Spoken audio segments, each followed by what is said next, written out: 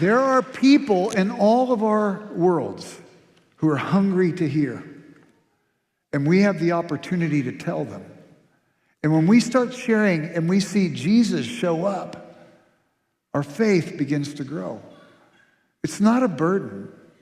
It's not something that we need to be fearful of. The questions will help us grow. The scrutinizing of our life will help us to grow. And we'll get to know God in his workplace.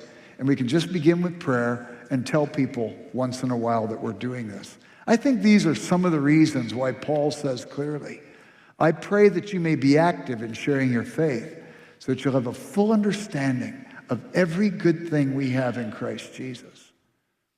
Why am I telling you these things? Because I want you to engage in this next year. I fully believe every one of you in this next year could see somebody come to Christ and grow in faith. And I believe that God has challenged each of us, in a sense, to get in the game. You'll have to take this completely by faith. But when I was in college, I played football.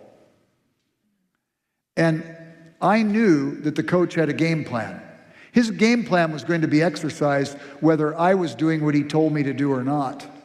If I didn't do what he wanted me to do, he would just pull me off the field and put somebody else out there. God's plan's going to go on whether we participate or not. But if you're like me, I'd rather be in the game than be on the sidelines. And God is calling us to be in the game. 1 Corinthians 15:58, it says, be steadfast, immovable, always abounding in the work of the Lord, knowing that your toil is not in vain